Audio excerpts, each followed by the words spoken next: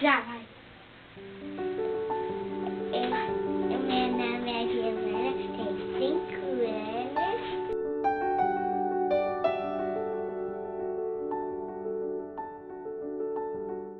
Acho que começo esse projeto como uma forma de me entender. Nos anos 2000, eu era uma menina bem alegre, dançarina, gostava de fazer os outros rirem e gostava de aparecer. Um dos meus primeiros sonhos de profissão foi ser bailarina do Faustão. Depois passou a ser atriz de novela e assim foi, sempre querendo chamar atenção. Aos 22 anos de idade, me peguei vendo esses vídeos de menina espoleta e não me reconheci. Cheguei a perguntar onde se perdeu essa alegria. Acredito que tudo começou no ensino médio, ou talvez um pouco antes. Não me sentia parte de nada e insuficiente para tudo, mas criei a falsa ilusão que depois da escola, na faculdade, as coisas com certeza iriam melhorar. Nesse caminho, sentia que era a única que estava passando por essa aflição de crescer, e por isso me via como inadequada. Meu último ano de escola foi como fechar um grande ciclo, já que estudei lá desde a infância. A nossa turma era bem unida e festeira. A gente dizia que era um quebra-cabeça com peças totalmente diferentes, mas que se encaixavam. Foi nessa época que fiquei mais próxima do Luca. Eu e o Luca estudamos juntos desde 2011, mas só no segundo ano do ensino médio nos tornamos amigos. Tínhamos um grupo muito próximo e quase todo final de semana curtíamos alguma festa. Apesar disso, a gente não era o tipo de amigo de desabafar. Mas o gosto pela poesia e pela literatura era o que nos unia e nos levava, às vezes, para papos profundos sobre a vida. Lembro de uma aula que vimos um vídeo com a declamação da poesia do Fernando Pessoa. E esse momento marcou nossas vidas. Não sou nada, nunca serei nada. Não posso querer ser nada. A parte disso, tenho em mim todos os sonhos do mundo. Para mim, ali descobri que a vida é uma eterna confusão. Para Luca, foi o momento em que ele entendeu que havia algo de diferente nele. Eu sou o Luca, tenho 23 anos, nasci em Florianópolis e atualmente eu estou fazendo Ciências Biológicas na UFS. Então, meu ensino médio foi, assim, a princípio ele foi ok, mas em alguns momentos eu me senti perdido, assim. Senti um deslocamento, assim, talvez da vida inteira, sabe? Não sei explicar direito. Pontualmente, assim, o segundo ano foi terrível. Acho que comecei a ter depressão ali. Quando eu entrei na faculdade, eu acho que eu também carreguei isso comigo, de certa maneira. Mas acho que foi um pouco mais intensificado por questões da faculdade, assim, desse mundo novo que eu estava conhecendo, assim. Meu primeiro dia, eu cheguei em casa e chorei copiosamente, assim. Foi um dia terrível, com aulas horríveis, professores horríveis. Não sei nem como eu voltei no segundo dia, mas o meu primeiro dia foi péssimo. Eu acho que ter depressão foi realmente muito complicado, assim, de lidar. Porque eu não sei como seria se eu tivesse me sentindo super bem, sabe? Luca buscou o atendimento de um psicólogo em 2 momentos. Entretanto, sentia que era muito difícil pedir essa ajuda. Realmente, estar doente é uma condição que eu não tenho muito controle. E aí eu fui atrás porque eu não estava me sentindo bem há tempo já, assim. E aí eu coloquei, acho que, muita expectativa na faculdade, no que ela seria. Até hoje, assim, é uma luta assim comigo mesmo para realmente me manter na terapia mesmo melhorando. Logo antes das consultas eu não sinto vontade de ir às vezes, mas eu vou, então acho que é esse caminhar talvez eterno, assim, sabe? Sempre tá caminhando para melhorar. Acho que no fundo eu sempre soube que eu tinha que procurar ajuda, mas nunca conseguia fazer por mim mesmo, ou sempre queria sentir que eu estava bem, sempre queria fingir que está tudo bem. Eu reconheço a importância de ter procurado nessas 2 vezes, eu não sei o que eu seria, não sei se eu teria terminado a graduação, não sei nem se eu estaria aqui hoje, talvez. Durante a pandemia, Luca também sofreu muito com o isolamento e a mudança brusca na rotina. Eu fiz um curso de biologia, esperei esperando ver as coisas e ter aula prática. Metade do meu curso foi uma pandemia, foram aulas online, assim, então é meio complicado. Eu tenho que ter aprendido completamente tudo que aconteceu no online? Não sei se eu fiz isso. Acho que, sendo bem honesto, não fiz. Eu tava completamente fora, assim. Eu tava indo dormir 6 da manhã, acordando 6 da tarde, tava completamente desbalanceado. Acho que ninguém ficou bem de ficar 2 anos em casa, assim. Preferi ficar isolado por um motivo muito especial, que eu acho que ser um biólogo e não se preocupar com a vida das outras pessoas não faz sentido para mim. Então, além de tudo, essa preocupação, assim, de realmente, se eu passo para alguém, tipo, na rua, assim, não ia me sentir bem.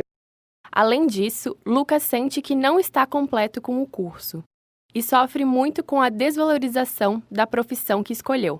Tem dias que eu tô super ok com a escolha de fazer biologia, tem dias que é muito difícil. Uma coisa que dói bastante, assim, acho que mais do que a valorização monetária, vamos dizer assim, né? Que é a valorização do profissional, assim, e do meio ambiente. Acho que isso é o que mais me dói, assim, sabe? Isso é o que me... Sinto que realmente não tem valor, assim, sinto que... Pra que eu tô fazendo isso, sabe? É um dos motivos que eu lutei, que eu entrei na biologia, assim, de realmente, tipo, fazer a diferença e poder garantir que talvez todas as espécies, toda a vida tenha uma condição de estar viva, sabe? E eu me deixo afetar por isso também. O aquecimento global, me afeta, assim. Fico agoniado muitas vezes. Às vezes eu tomo as dores do mundo para mim. Assim como o Luca, outros estudantes de biologia também estão em sofrimento psicológico, segundo uma pesquisa da Universidade Federal de São Carlos.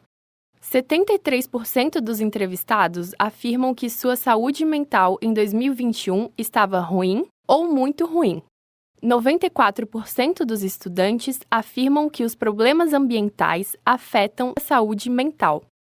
84% dos entrevistados estão pessimistas ou muito pessimistas com o futuro das questões ambientais. Eu não sabia que o resultado era exatamente esse, mas não esperava algo diferente, para ser honesto. Essa preocupação, acho que ela bate muito na gente, assim, sabe? E é difícil lidar. Então, tem até um momento engraçado que uma aluna entra na aula, assim, e começa a chorar muito rápido, assim. E aí, por quê? E aí todo mundo se volta para ela, o professor e todo mundo, e é justamente sobre o que a gente tá falando na sala. Ela começa a chorar e falar que é difícil escolher biologia, mas foi um momento bem marcante, assim. E aí, tipo, esse sentimento, assim, ficou muito evidenciado para mim que é compartilhado. Apesar disso, Luca acredita que é preciso ter esperança para mudar a situação. Tem até um autor que eu gosto muito, chama Ailton Krenak, e em um livro dele ele fala sobre como a gente tem que construir paraquedas coloridos. Porque a gente está caindo. A gente está caindo, mas a gente não precisa cair desse jeito que a gente está caindo, sabe? Acho que dá para construir paraquedas coloridos e esperançar, assim, ter esperança de que a gente realmente pode mudar, porque se a gente não tiver esperança de que dá para mudar as coisas, a gente nunca vai mudar as coisas. E acho que eu tomo muito para mim essa posição, assim, o que ele fala. Uma pessoa que conheci no caminho do projeto também me contou que tinha muita esperança e vontade de mudar. Essa pessoa é o Matheus. Matheus é amigo de uma amiga do meu namorado, mas mesmo sem nos conhecermos, quis fazer parte do projeto. O primeiro contato com Matheus foi online. Depois disso, tivemos 2 conversas presenciais em que ele teve a coragem de se abrir para uma completa desconhecida.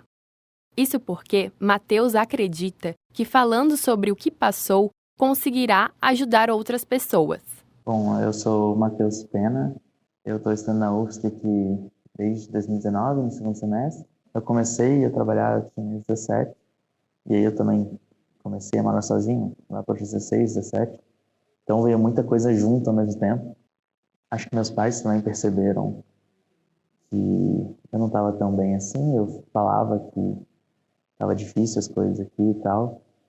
Então foi aí que eu fui procurar e meus pais incentivaram a procurar um psicólogo. Eu sabia que eu estava com alguns probleminhas e que o psicólogo poderia ajudar. mas eu não sabia quão bom era ir num psicólogo e fazer terapia. O período de pandemia, para mim, foi muito difícil. Eu não estava conseguindo estudar direito e o trabalho eu ainda estava ali sempre com aquele estresse normal que acontece em trabalho. Só depois de um tempo, eu comecei a perceber que eu estava realmente mal. Eu não estava conseguindo dormir direito, estava com uma disposição muito ruim. Eu percebi que eu estava tendo uma crise de burnout. Para explicar mais do burnout e de todas as questões psíquicas, convidei o Rudinei Luiz Beltrame, professor e psicólogo, para falar mais sobre. O burnout é uma patologia que não é uma patologia recente, né? Nem vem com a pandemia, ela já existia muito antes e tem a ver com esse sentimento de esgotamento, ou seja, a pessoa ela vai para o trabalho, mas ela está sem energia, não se sente feliz, não se sente satisfeita com aquilo que ela faz, né? Então ela está sempre esgotada, sempre cansada. A mesma coisa com os estudos, trazendo mais para o contexto universitário, né? O excesso de demandas, de tarefas, de estudos, de exercícios, né? Tudo isso pode levar, né, a esse esgotamento, né? Esse sentimento de incapacidade, esse sentimento de falência, né? Para poder falência de recursos para poder dar conta daquelas demandas que a sociedade exige. O burnout ele é importante, então, ou seja, é no sujeito, mas é importante também que se faça essa análise crítica, né? Será que é um sofrimento do sujeito, localizado exclusivamente no sujeito, ou tem a ver com excesso de demandas, né, que a própria sociedade impõe, né? Com esse diagnóstico, Matheus buscou mais ajuda. Sair do trabalho foi meio que a primeira tentativa de fazer as coisas voltarem a ficar melhor. Tirar um pouco dessa carga que eu tinha para ver se a ansiedade diminuía, se o estresse diminuía. Mas não foi o que aconteceu. E por isso que eu fui procurar outras opções. E isso me levou a um psiquiatra. Meio que tirou um peso das minhas costas. Entendia que, eu não estava sentindo mal porque eu não estava me esforçando. Eu estava sentindo mal porque eu estava doente. Eu não era necessariamente responsável por tudo que estava acontecendo de ruim ali comigo. Logo depois que comecei a tomar remédio, uns meses depois eu já sentia que eu tinha mais energia, já não me sentia tão para baixo assim. E agora, 6, 7 meses depois, eu já estou muito bem. Matheus só conseguiu recuperar as energias após o fim das aulas online. A faculdade online ali, EAD, puxava muito minha energia. E eu só fui realmente voltar a ter a energia que eu tinha antes e conseguir fazer tudo que eu conseguia antes quando voltou ao presencial. Porque o presencial é o contrário, em vez de drenar minha energia, às vezes até me dá energia. Eu voltei para a UFSC com outra perspectiva também. Eu acho que antes, se eu voltasse, eu ia me forçar a pegar todas as matérias, me forçar a fazer um monte de coisa. Isso ia me levar para outra crise de burnout. E aí demorou um tempo até eu entender que eu não preciso ser produtivo 100% do tempo. Então agora eu diria que eu estou com uma relação saudável com a faculdade. Assim como o Matheus, também passei por um burnout no final de 2021. Tudo começou com algumas pessoas próximas me falando algo que chamou minha atenção. Eu estava muito estressada e nem percebia. Depois, meu corpo foi pedindo ajuda. Tive pelo menos umas 10 doenças até o começo de 2022. Várias idas ao médico, ouvindo coisas que me assustaram, como: "Você é muito nova para estar aqui com esse tipo de problema."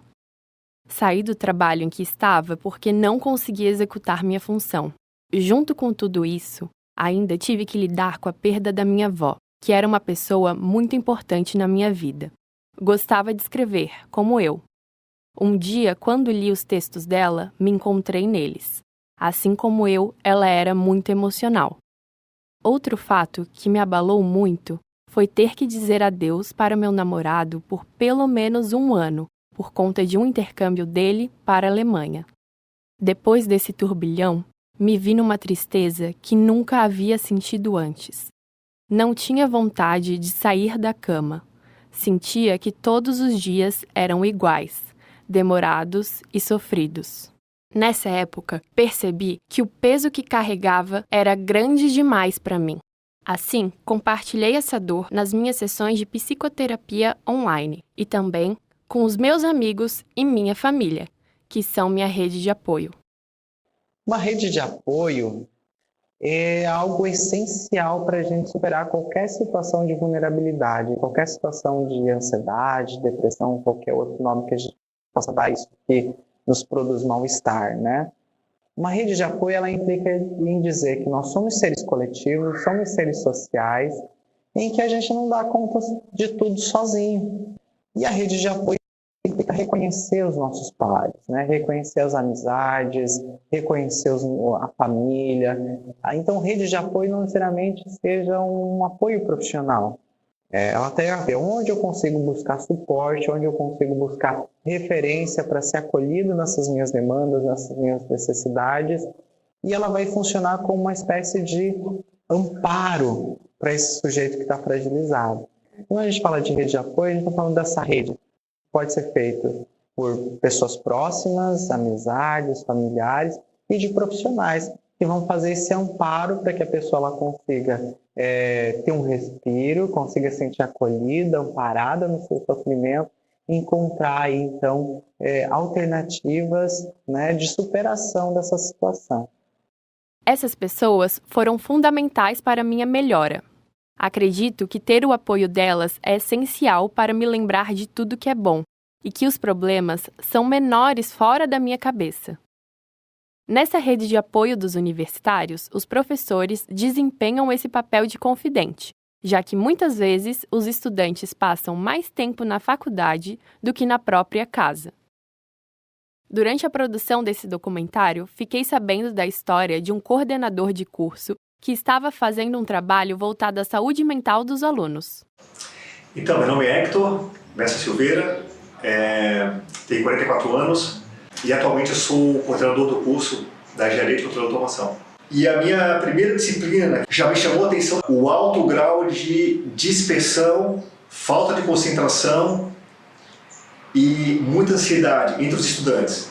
Aí muitos comentavam que não conseguiam focar na hora de fazer uma prova, na hora de apresentar um trabalho, ou ficavam dispersos ou muito agitados, apreensivos, ansiosos na hora de estudar.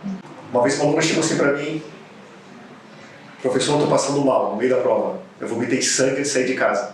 Fiquei super preocupado com ela, né? Depois da prova, alguns alunos me relataram: professor, não sei como é que eu consegui fazer a prova, porque eu saí de casa, quando eu saí de casa eu tive que parar para vomitar.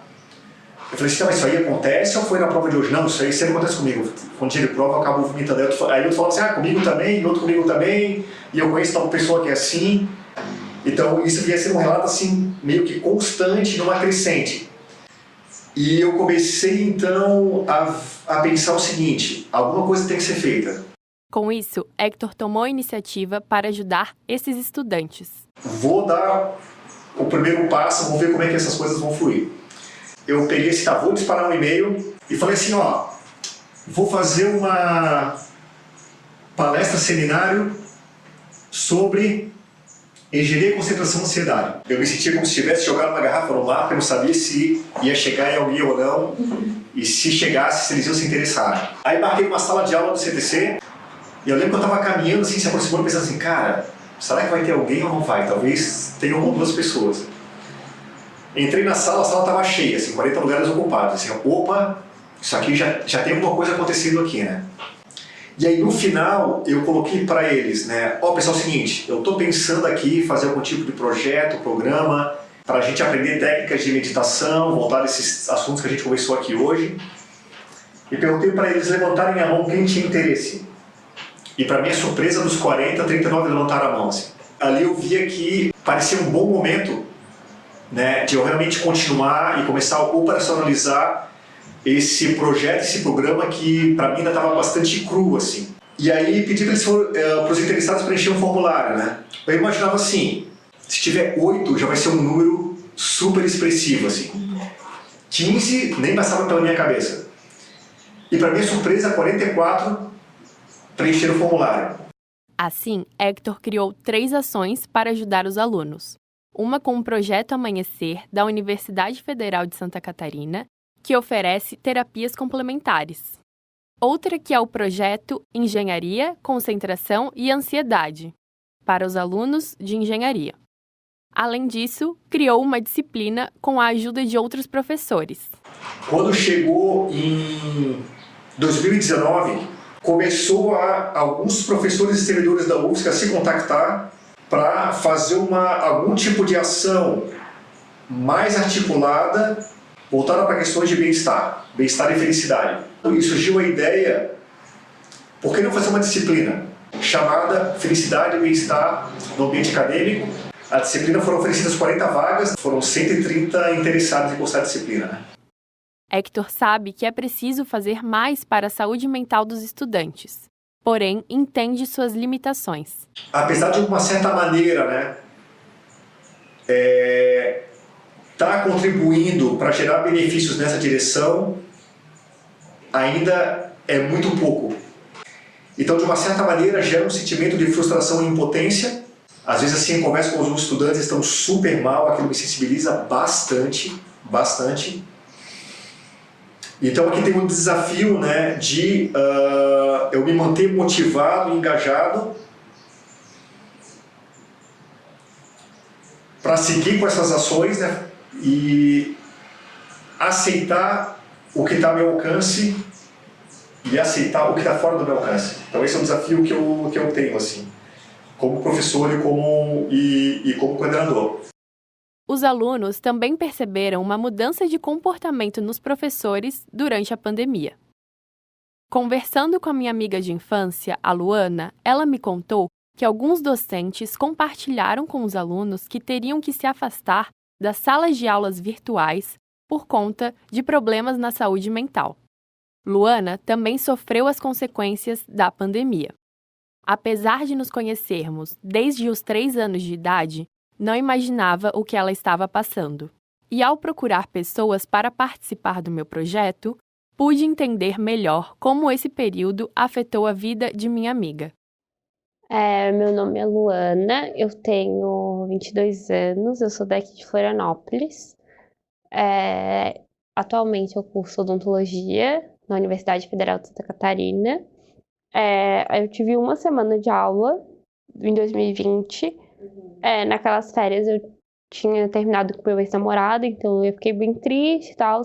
Mas pelo menos assim, já sabia que eu comecei as aulas, aí eu comecei a sair um pouco, até vir a pandemia, né? Que todo mundo teve que ficar em casa. Então, assim, no começo era bem pior, porque a gente não entendia como era o vírus, a gente só via as notícias, e notícia ruim, notícia desgraça, a gente morrendo, desespero. Eu lembro que ninguém sabia, eu lembro que era tipo março, o pessoal falava que em julho, agosto a gente ia voltar. Demorou 1 ano a mais que isso pra gente voltar, sabe? Então foi um período bem ruim. Hoje, lembrando como se fosse um período só. Como se não tivesse diferença de dias, né? E faz sentido, porque eu não vivi nenhuma experiência diferente pra lembrar. Em casa eu me sentia bem presa, principalmente ali no começo da pandemia. Era como se fosse um lugar que tu era obrigado a ficar. Então perde um pouco da característica de lar, né? Um lugar que tu gosta de ficar, que tu quer estar ali. Era um lugar que tu estava sendo obrigado a ficar, então era ruim. Não foi apenas o isolamento que afetou Luana. Ela chegou ao ponto de precisar de ajuda. Tava tudo meio acumulado, eu acho, de 2020, daquela parte de 2021.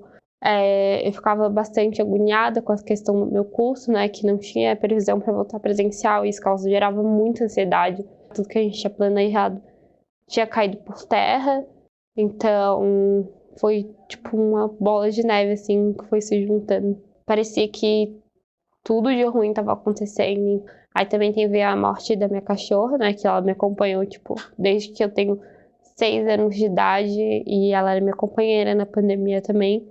E aí, quando ela morreu, Fiquei meio sem chão também, mas isso que era tudo acumulado da pandemia, não conseguia mais parar de chorar, ficava chorando. Aí eu vi que tinha alguma coisa estranha e minha mãe, eu e ela, a gente falou com a minha madrinha que é médica, a gente resolveu fazer vários exames. Eu fiz, estava tudo certo, então só poderia ser psicológico. E aí nisso eu falei, não, então eu vou num psiquiatra primeiro, porque eu queria me medicar, tipo, né, é a mais rápida que tem. E eu comecei a medicação. Nisso, eu fui diagnosticada com TOC, né, ansiedade assim bem leve. E ele também recomendou que eu fizesse psicóloga. E aí eu iniciei a psicóloga também. E eu tô fazendo até hoje e eu também tô tomando remédio até hoje. E fez total diferença, assim. A gente falava muito com o meu psiquiatra que TOC, ele é uma característica minha também como pessoa. São características de uma pessoa normal, ser focada, disciplinada, organizada. Mas depois, quando passa de um limite, começa a ser um transtorno, né? O meu toque é principalmente de pensamento, tipo, eu fico remoendo aquilo que aconteceu, e aí não me faz bem, obviamente, né? E também de organização.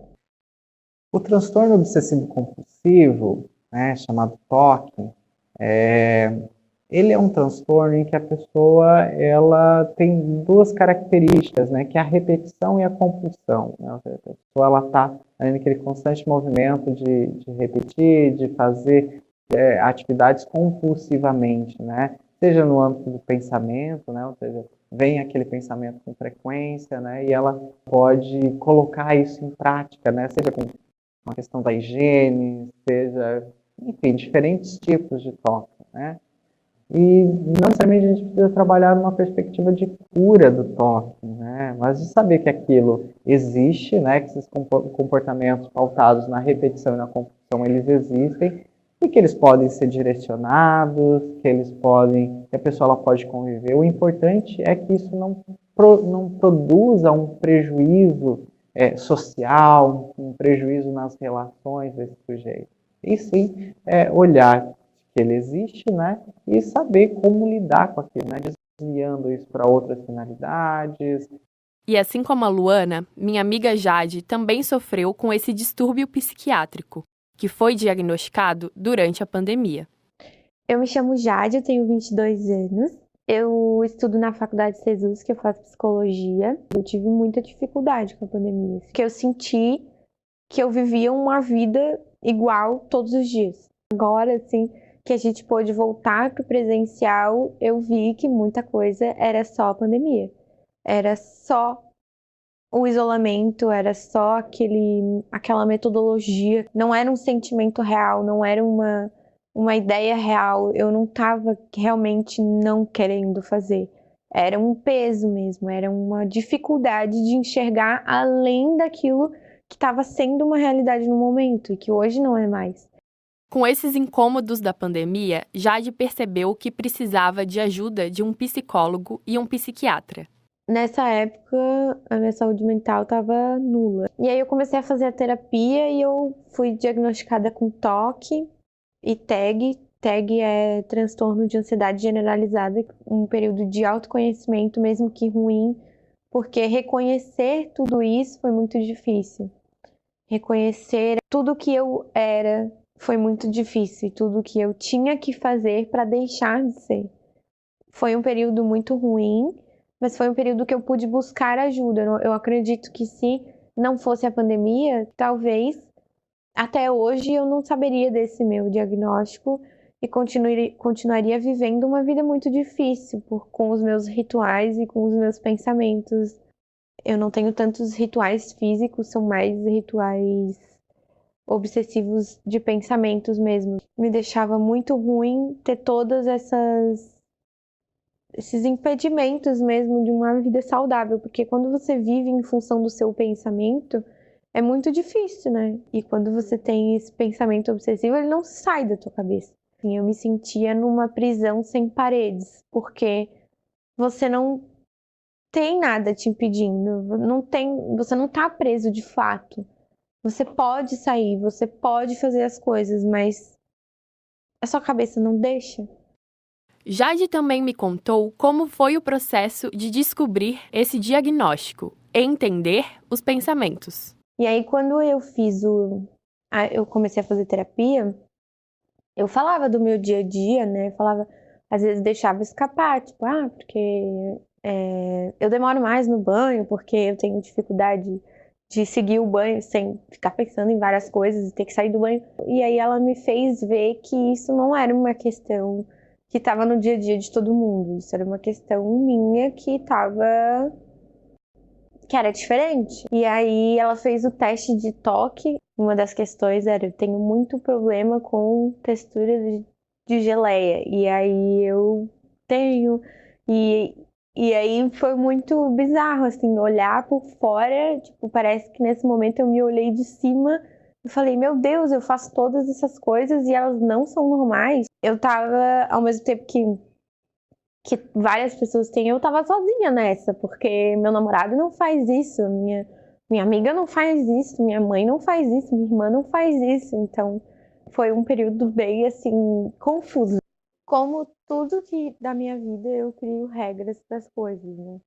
E aí eu criei regras em relação ao elevador também. Então eu só pego elevadores de inox, então aqueles elevadores novos, né? Tem elevador que eu não pego, eu só pego o elevador com ventilação muito forte, que eu consigo sentir o ar vindo. O meu medo é ele ficar parado e eu não ter como sair dali, não ter como abrir a porta, não ter como ir embora. E aí eu fui na psiquiatra depois disso e ela confirmou o diagnóstico e aí eu comecei a tomar uma medicação. Tenho sentido muita diferença mesmo. Minha vida é outra. Sei que o remédio não é tudo e a gente precisa se desvencilhar dele em algum momento. Mas ele hoje me ajuda muito. A maioria dos dias tem sido muito bom, assim.